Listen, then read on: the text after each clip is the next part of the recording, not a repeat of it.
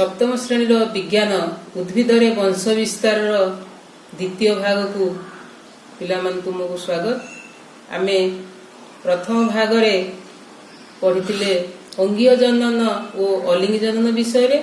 वर्तमान ये द्वितीय भाग में आमे पढ़िबा लिंगीय जनन उद्भिद लिंगीय जनन द्वारा वंश विस्तार विषय रे। उद्भिदर प्रजनन अंश फूल द्वारा नूतन उद्भिद जात हेबा प्रक्रिया को लिंगीय जनन कहा जाए। ताले उद्भिदर प्रजनन अंश होची फूल, से फूल द्वारा जो नूतन उद्भिद जात हेउची से जात हेबा प्रक्रिया को आमे लिंगीय जनन कहि थाउ। लिंगीय जननर एकक को जुग्मक कहा जाए। पुंग जुग्मक और स्त्री जुग्मकर मिलन रे जुग्म ज जात हुए। जुग्म क गुड़िकर मिलन को समायन कहा जाए। तेणु ये आम केतोटी शब्द जानिले नुआ नुआ शब्द जुग्म क जुग्म ज समायन। तेणु लिंगीय जननर एकक को आम जुग्म क कहिले।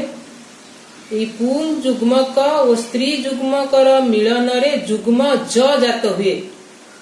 जुग्म क गुड़िकर मिलन को समायन कहा जाए।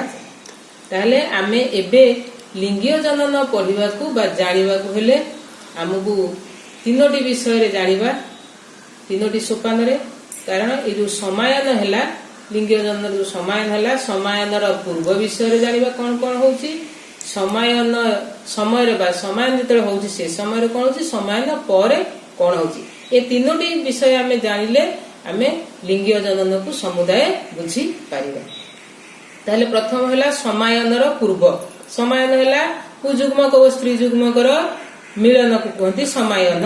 समायनर पूर्व, समायनर पूर्व कथारे आमे जानिबा फूलरे पुंकेशर गर्भकेशर अवस्थिति को नहीं उद्भिदर विभागीकरण, तापरे परागण, 3 रे जानिबा परागणर प्रकार, 4 रे परागणर माध्यम।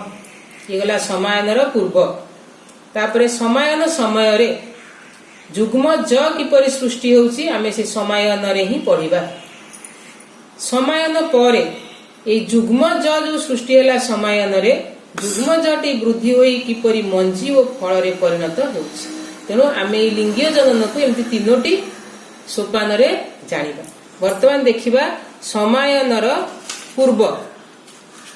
समायनर पूर्व रे अछि फूलरे पुंकेशर और गर्भकेशर अवस्थित को नहीं उद्भिदर विभागीकरण पढ़िबा। समायनर पूर्व देख एटा गोटी हैला फूल, ए फूलरे एटा हैला वृंत, एटा वृत्ति। तुम एटा षष्ठ श्रेणी सब जानिछ।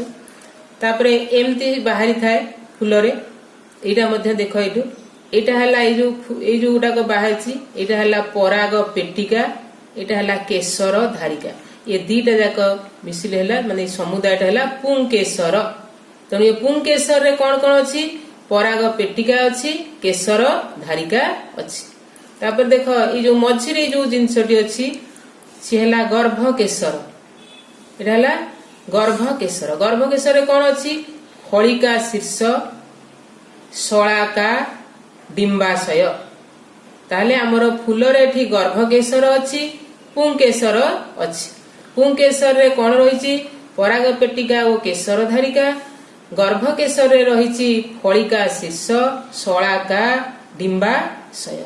देख वर्तमान एठी गर्भकेशरटा को अलग कराई चित्र, फलिका शीर्ष, शलाका, डिंबाशय।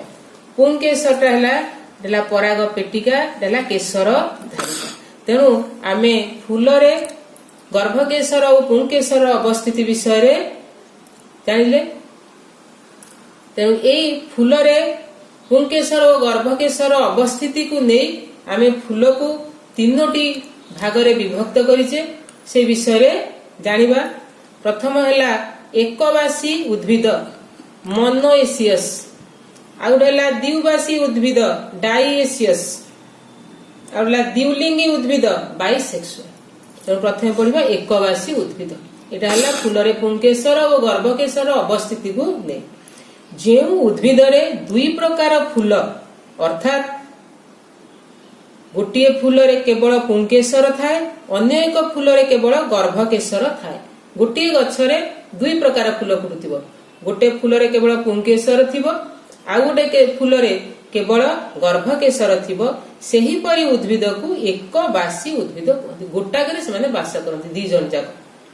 गोटे फूल रे पुंकेसर थिबो, गर्भकेशर सेथिरे नथिबो, आ गोटे फूल रे गर्भकेशर केवल थिबो, पुंकेसर नथिबो। एई भली उद्भिद को, जो उद्भिद रे दुई प्रकार फूल देखा जाए, से उद्भिद को एक बासी उद्भिद कह जाए। उदाहरण ला कखारु गछ।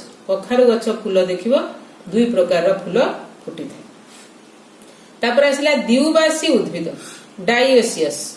जे उद्भिद रे केवल गोटे प्रकार फूल देखा जाए, अर्थात पुंकेसर थिबा फूल बा गर्भकेशर थिबा फूल, सेही उद्भिद को द्विबासी उद्भिद कह जाए। गोटे गछ हबो, सेतर केवल फुटुथिबो, जेते फूल फुटिबो केवल से पुंकेसर थिबा फूल, नहले जदि फुटुथिबो केवल गर्भकेशर थिबा फूल, सेही भली उद्भिद को द्विबासी उद्भिद कहा जाए। उदाहरण है ताल गछ, खजुरी गछ। ताल गछ एवं खजुरी गछ। तापर आसला द्विलिंगी उद्भिद बाइसेक्सुअल। जे उद्भिद रे गोटिए फूल तादरे उभय पुंकेसर और गर्भकेशर थाए। गोटिए फूल फुटिथिबो, से फूल रे उभय थिबो, पुंकेसर थिबो एवं गर्भकेशर थिबो, सेही प्रकार उद्भिद को द्विलिंगी उद्भिद कहा जाए। तार उदाहरण है सोरिष गछ, मंदार गछ, बैगन गछ रे एपरि फूल फुटे। तेणु आमे एई फूलर को फूलटा पुंकेसर अछि, को फूल रे गर्भकेशर अछि, से अनुसार तार अवस्थिति की नेकी आमे उद्भिद को तीन भाग कले। एकबासी उद्भिद, द्विबासी उद्भिद, द्विलिंगी उद्भिद। एटा हेला हमर समायनर पूर्व विषय रे पढुचे। तापर पढिबा समायनर पूर्व रे परागण। परागण काहाकू कुहा जाय? पराग पेटीरु, ए जो रहिला पराग पेटी, पराग पेटी कोथरे थाए? पुंकेसर रे थाए। ये पराग पेटीरु पराग रेणु जाईकी फलिका शीर्ष रे पड़िबाकू बा पराग पेटीरु पराग रेणुर फलिका शीर्ष को स्थानांतर को परागण कहा जाय। ताले एठी पराग पेटीरु पराग रेणु जीव, ए पराग पेटी भितर पराग रेणु अछि, ये जाई के फलिका शीर्ष रे पड़िबो, सेही कामटाकू बा सेही प्रक्रियाटाकू कहंती परागण।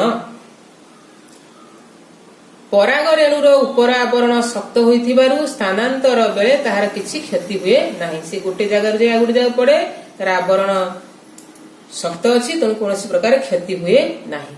एई परागण होछि दुई प्रकार रो। गोटे हला स्व परागण आ गोटे हला पर परागण।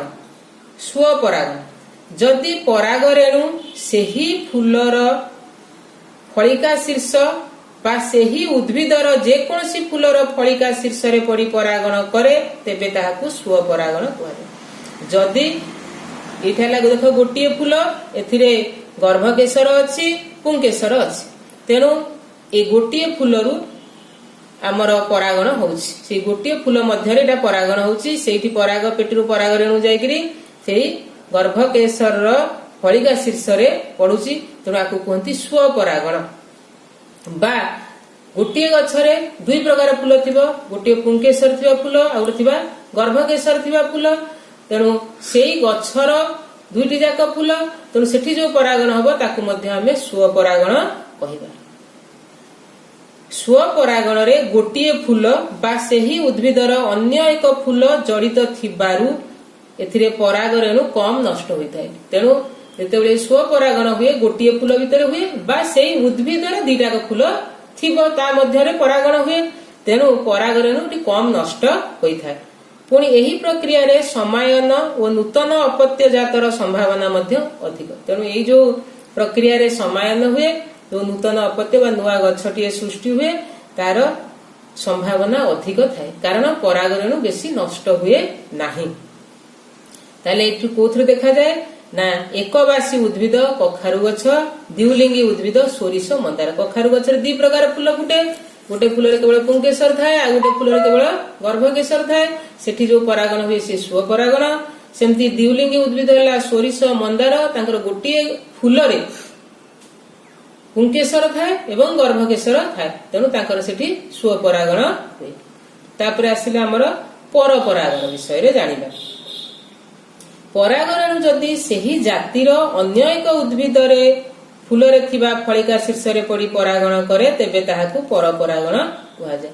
तेणु एठी जो परागण होउची गछ दीटा अलगा अलगा अलगा माने ये गोटे गछ सी गोटे गछ किंतु जदि खजुरी गछ होइतो से खजुरी गछ रे ही हबो कि ताଳ गछ हेले ताଳ गछ रे हबो किंतु गोटिए गछ रु परागण जाइकरी सेही जातिर अन्य एक गछर गर्भ शीर्ष रे यदि पड़िला ताहले सेटा हला पर परागण।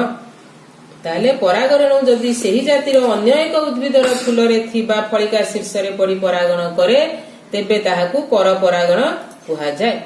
गछ अलगा ये गोटे गछरु आसिला परागण आ गोटे गछर फूलर गर्भ जो फलिका शीर्ष रे पड़िला ताले एई पर परागण द्वारा सुस्थ सबल अपत्य जात हुए। जो अपत्यटी बा जो नुआ मंजीटी बा गछटी सृष्टि हुए एरा सुस्थ सबल होइथाय। कम हुए किंतु जहा जो किछिटी अपत्य हुए सुस्थ सबल अपत्य जात हुए। एथिरे मध्ये उन्नत और संजीवता पूर्ण मंजी सृष्टि होइथाय। जो मंजी सृष्टि हुए अल्प किछि हुए किंतु जोटा हुए सेटा उन्नत होइथाय एवं संजीवता पूर्ण माने से मंजीटी भल निश्चय सेथु गोटे गछटिए हबो। ताले ए परपरागण को उद्भिद रे देखा जाए खजुरी ताळ। तेणु परागण अनुसार आमे दुई प्रकार परागण जानिले स्व परागण एवं पर परागण। ए परागणर माध्यम कोन बा काहा द्वारा परागण हुए।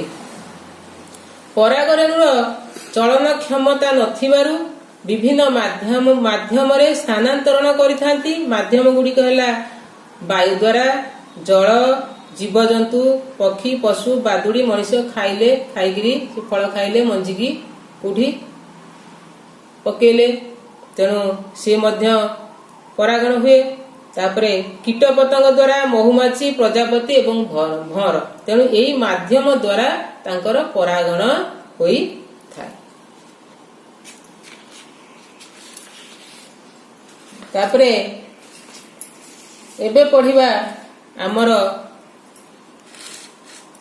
फलिका एवं गर्भाशय विषय मध्य किछि जानिबा समय न जानिबा पूर्व। देखो एठी गोटे चित्रटिए देइछि। एई चित्र होउछि गर्भाशयर चित्र बा गर्भ केशर एटा चित्र। देखो फलिका और गर्भाशय विषय जानिबा। एटा हला ए जो फलिका हला ए फलिकार तीनोटी अंश अछि। ऊपर अंशटी होउछि गर्भ शीर्ष तापरे ए निम्न अंशटी होउछि गर्भाशय। एटा गर्भ शीर्ष एटा हला गर्भाशय ये मझिरे रहिछि गर्भ दंड। ताले ए जो फलिकार तीनोटी अंश प्रथम अंश हला फलिका शीर्ष मझिटा हला गर्भ दंड तापरे ए जोडा स्फीत आकार अछि एमति ओटे टिके पेटुहा भलिया अछि सेटा हला गर्भाशय। तेणु ये गर्भाशय रे कौन कौन अच्छी ना दुईटी आच्छद अच्छी। देख एठी हमर ए जो अच्छी एटा गर्भाशय रहिछि तादरे दुईटी आच्छद अच्छी डिंबक अच्छी एवं भ्रूणाशय अच्छी। दुईटी आच्छद एठी देख दुईटी आच्छद हेले ए जो दुईटा देखा जाउछि एटा हला दुईटी आच्छद। तापरे एटा गर्भाशय गर्भाशय भितर दुईटी आच्छद अछि एवं ता भितर रहिछि कोन ना डिंबक रहिछि। एटा हला डिंबक आच्छद भितर को रहिछि डिंबक डिंबक भितर को रहिछि भ्रूणाशय। एटा हला भ्रूणाशय देखिलो। तेणु एटा हला एटा समुदाय हला गर्भाशय। ए जो स्फीत आकार रो गर्भाशय ता भितर रहिछि दुईटी आच्छद। एठी दुईटी आच्छद ता भितर को रहिछि डिंबक ता भितर रहिछि ए जो भितरटा देखुछ एटा होछि भ्रूणाशय बा एम्ब्रियो सेल। तेणु ए जो दुईटी आच्छद रो अग्रभागर मिलन स्थान रे ए जो दुईटी आच्छद रहिला ए अग्रभागर मिलन स्थान रे गोटे कणा रहिछि छिद्र रहिछि ताहाकू बीज रंध्र कुहा जाय। ता कोन कुहा जाय बीजरंध्र कुहाଯାଏ। भ्रूणाशयर अग्रभागरे अर्थात बीजरंध्र आड़कू गोटे डिंबकोश अछि, गोटे डिंबकोश अछि एवं ता पाखरे दुईटी सहायक कोश रहिछि। ए जो गोलापी रंग देखा होछि एला डिंबकोश, एटा हला तार सहायक कोश। तार ए जो बीजरंध्रर विपरीत पाखरे ए भ्रूणाशय भितरे रहिछि कोन ना ए जो तीनोटी 1 2 3टी रहिछि पातळी कोश। भ्रूणाशयर मध्य भागरे रहिछि एटा हला द्वितीयक न्यष्टि, ता भितर रहिछि दुईटी मेरु न्यष्टि। तेणु आमे फलिका और गर्भाशय विषय आमे जानिले। एठी फलिका शीर्ष, गर्भदंड एवं गर्भाशय भितरे कौन कौन सब अछि, केमि गर्भाशय भितरे अछि दुईटी आच्छद अछि, डिंबक अछि एवं भ्रूणाशय अछि। भ्रूणाशय भितरे आमर रहिछि डिंबकोश, सहायक कोश, पातळी कोश, तापरे मेरु न्यष्टि एगुडी सब रहिछि। तेणु एटा गला आमर समायनर पूर्व विषय रे आमे सब जानिले। एबे समायन विषय रे जानिबा केमति समायन होउछि। तेणु समायन समय पराग रेणु कौन करे ना ये फलिका शीर्ष रे पड़े अर्थात परागण हुए। एबे पराग रेणुटी कौन हबो ना दुईटी कोश रे परिणत हबो। गोटी हबो नलिका कोश, अन्यटी हबो जनन कोश। एठी जो फलिका शीर्ष रे जो पड़िबो पराग रेणु पड़िबो, बहुत गुडे पराग रेणु पड़े। गोटे पराग रेणु कथा कहूची, गोटे पराग रेणु जेतबेले सेठी पड़िला बा परागण हैला, सेई पराग रेणुटी दुईटी कोश रे परिणत होई जिवो। गोटे नलिका कोश आ गोटे हैला जनन कोश। नलिका कोश बा ट्यूब सेल रु गोटे नलिका बाहरे जहाको पराग नली कुहा जाए। एही पराग नली कोन करे ना एठी गोटे पराग नली बाहरे, एटा ए गर्भदंड देइगिरी भ्रूणाशय आडकू बढ़े। एमती आसिकरी भ्रूणाशय आडकू बढ़े। सेई समय रे कोन हुए ना ए जो नलिका कोशर काम गला, से नली बाहर कला। जनन कोश कोन हुए ना दुईटी पुजुग्म करे विभक्त हुए। आ गोटे जनन कोश थिला, से जनन कोश से नली भितर बा पराग नली भितर आसुथिबो, से आसीबा समय रे से दुईटी पुजुग्म करे विभक्त हबो। तेणु पराग नली दुईटी पुजुग्मक को धरिकरी बीजरंध्र बाट देकरी भ्रूणाशय भितर को पसे। देखो एठी गोटे चित्रटी अछि, ए चित्र रे तुमको कहि दउछि। देखो एठी हमर एलाडा फलिका शीर्ष, ए समायन कथा पड़ला। एटा हला फलिका शीर्ष। ए फलिका शीर्ष रे पराग रेणु पड़िला, से पराग रेणु कोन कला ना दुईटी कोश रे परिणत हला। गोटे हला नलिका कोश आ गोटे हला जनन कोश। नलिका कोश कोन कला ना एठी गोटे नळीटीए तयारी कला। ए नळीटी कोन कला ना ए फलिका शीर्ष रु गर्भदंड बाट देकी से आसिला। को जे आसीबो आसिकरी भ्रूणाशय भितर को आसिला। एई पर्यंत से आसीबो। सेई नलिका कोशटी ए जो नली करिकरी बा पराग नली ता कहंती, से तरा आसुथिबो। जो जनन कोशटी रहला, से जनन कोशटी दुईटी पुनी विभक्त हे जो दुईटी रे दुईटी पुजुग्म क हबो। दुईटी पुजुग्म क हबो। ए दुईटी पुजुग्म को कोन करिवो ना ए पराग नली बाट देकरी आसीबो। तणी ए पराग नलीटी ताकू कोन करिवो, ए दुईटा पुजुग्म को धरि धरिकरी कोठी के आसीबो ना ए जो बीजरंध्र देकरी आसीबो भ्रूणाशय भितर को। तेरे भ्रूणाशय भितर को आसीबो तेरे कोन हबो ना ए जो प्रथम जो रहिला पुजुग्मक, से कोन करे ना ए जो रहिला स्त्री जुग्मक बा जो डिंबाणुटा रहिला, से डिंबाणु सहित मिलन हेकरी बा मिलित होइकरी जुग्म ज बा जाइगोट सृष्टि करिवो। जो द्वितीय पुजुग्मकटी रहिला, से कोन करिवो ना से पळेबो ए जो मेरु न्यष्टि अछि द्वितीय क न्यष्टि भितरे, से मेरु न्यष्टि सहित मिलित होइकरी भ्रूण पोष न्यष्टि तयारी करिवो।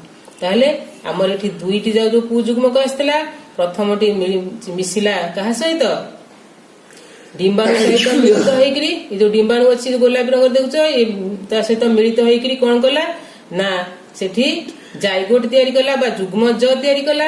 आरो पुजुग्मकटी जाइकरी जो मझिरे जो अछि दुईटी मेरु न्यष्टि अछि ता सहित मिलित होइकरी कोन कला सेठी भ्रूण पोष न्यष्टि तयारी कला।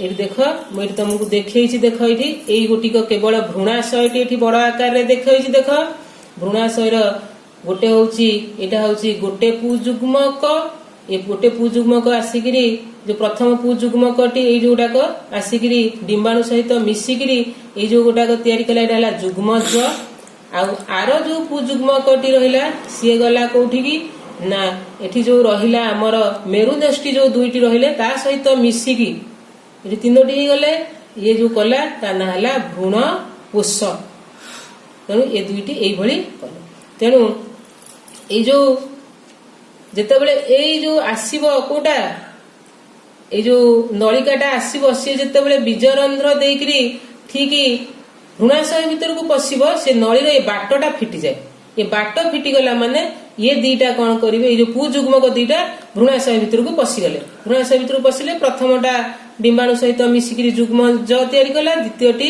मेरुदष्टि सहित मिसिकी भ्रूणपोष तैयारी कला तापर आपे ये जो नली जो बाहर थिबो नलिका कोष जो थिबो करिथिबो परागन से आपे तार नष्ट हो तार आ किछि काम नाही तेणु ये जो जुग्म ज सृष्टि हैला जुग्म ज सृष्टि हैला से जुग्म जरु भ्रूण उत्पत्ति हुए जुग्म ज बढ़ी भ्रूण हेबा पर्यंत ये जो भ्रूण पोष तैयारी हैला द्वितीय पुजुग्मक एवं मेरुदष्टि जो करथिले भ्रूण पोष से कौन करे ना ये जो जुग्म ज बढ़िकी भ्रूण हेबा पर्यंत से ताकू पोषण जोगेई थाए तेणु एठी कौन हैला देख ये गोटे पुजुग्मक और स्त्री जुग्मकर मिलन को आमे समायन कहले एठी समायन हैला पुजुग्मक एवं स्त्री जुग्मकर मिलन को समायन कह जाय एठी समायन हैला तापरे आ गोटे पुजुग्मक एवं दुईटी मेरुदष्टि से मिलन को आमे त्रिसंयोजन कहले तीनटा एठी संयोजन हेले दुईटा मेरुदष्टि अछि गोटे आसिला पुजुग्मक तेणु ताको हैला त्रिसंयोजन कह जाय कारण एठी तीनोटी न्यष्टिर मिलन होई थाए तेणु सपुष्पक उद्भिद जो समायन प्रक्रिया आमे जो समायन प्रक्रिया आमे पढ़िले से समायन प्रक्रिया को द्वि समायन एवं त्रिसंयोज कुहा जाए कारण यही प्रक्रिया रे दुईटी समायन होइथाय गोटिए समायन हैला जुग्म ज तैयारी कला आउ गोटिए समायन हैला भ्रूण पोष तैयारी कला तेणु एटा हैला द्वि समायन एवं त्रिसंयोजन होइथाय त्रिसंयोजन केते होइथाय ना जो भ्रूण पोष तैयारी कला बेले तीनोटी न्यष्टिर मिलन होता है तेणु ये है त्रिसंयोजन संयोजन होता है तेणु एटा को आमे सपुष्पक उद्भिद यही जोगु समायन प्रक्रिया को दुई समायन एवं त्रिसंयोजन कुहा जाए तापरे समायन परे वर्तमान समायन हो गला आमर जुग्म ज सृष्टि हो गला भ्रूण पोष मध्य सृष्टि हो गला तेणु समायन परे जुग्म ज बारंबार विभाजित होइकी जो जुग्म ज तैयारी हेतला से बारंबार विभाजित होइकी डिंबक मध्यरे भ्रूण सृष्टि करे डिंबक मध्यरे भ्रूण सृष्टि करे तापरे ये जो आच्छद भ्रूण ऊपर एक कठिन आवरण तैयारी करे एठी देख एठी चित्र सह आमे देखिबा देख जेतेबेले समायन परे ए जो जुग्म ज तैयारी हैला समायन परे जुग्म ज जो तैयारी हैला ये जुग्म जटा बारंबार विभाजित होइकी डिंबक मध्यरे बारंबार विभाजित होइकी गोटे भ्रूण सृष्टि करे तार जो आच्छद रहिला ए जो आच्छद दुईटी आच्छद अछि से भ्रूण ऊपर गोटे कठिन आवरण तैयारी करिकी भ्रूण को बीज बा मंजी रे परिणत करे जो भ्रूणटा को बीज बा मंजी रे परिणत करे यही समय कौन हुए ना ये जो गर्भाशयटा बढ़े गर्भाशयटा समुदायटा एटा गर्भाशय ये गर्भाशयटा बढ़े बढ़िकी से फल रे परिणत हुए आ फूलर जो सब पाखुड़ा थिबो वृत्ति थिबो पुंकेसर फलिका शीर्ष शलाका ये सब सुखिकी झड़ी जाए ताले गर्भाशयटा कौन हुए फल रे परिणत हुए डिंबक ये जोटा ये डिंबकटा मंजी रे तैयारी हुए तेणु गर्भाशय भितर डिंबक अच्छी तेणु गर्भाशय हैला फल डिंबक हैला मंजी तेणु आमर फल भितर मंजी रही तेणु आमे एई भली गोटे एते बेले आमर लिंगीय जनन होउची उद्भिद रे आमे मंजीटीए एवं फलटीए फल भितरे मंजीटीए सृष्टि हेई पारिछ। तापरे आमे देखिबा अंगीय जनन और लिंगीय जनन मध्यरे पार्थक्य। अंगीय जनन सपुष्पक उद्भिद और अपुष्पक उद्भिद रे देखा जाए। लिंगीय जनन केवल सपुष्पक उद्भिद रे देखा जाए। अंगीय जनन रे जो मूल गछ गोटिए आवश्यक दुईटी आवश्यक नाही, किंतु लिंगीय जनन रे दुईटी मूल गछ आवश्यक। अंगीय जनन रे नूतन गछटीए करिवा पई मंजी दरकार पड़े नाही, किंतु लिंगीय जनन रे नुआ गछटीए करिवा पई मंजीर आवश्यक पड़े। अंगीय जनन रे नूतन गछर गुण संपूर्ण मूल गछर गुण सह समान, किंतु लिंगीय जनन रे नुआ गछटीर गुण उभय मूल गछर गुण मिसिकी थाए। जो दुईटी उद्भिद थाए उभयर गुण मिसिकी थाए। अंगीय जनन उद्भिदर अंग यथा मूल कांड और पत्र द्वारा होई थाए। लिंगीय जनन सेहीपरि उद्भिदर जनन अंश फूल द्वारा होई थाए बा फूल रे होई थाए। अंगीय जनन रे कोन हैला नूतन गछटीए होई फूल फल धरिबाकू ए लिंगीय जनन अपेक्षा कम समय नै थाए, किंतु लिंगीय जनन रे नूतन गछटीए होई फूल फल धरिबाकू टिके अधिक समय निये। अंगीय जनन रे जो गछटीए हुए से शीघ्र बढ़े, लिंगीय जनन रे जो गछटीए हुए बढ़िबाकू अधिक समय निये। तेणु आमे उद्भिद रे वंश विस्तार विषय रे जानिले जो तीन प्रकार वंश विस्तार होउची अंगीय जनन, अलिंगी जनन एवं लिंगीय जनन।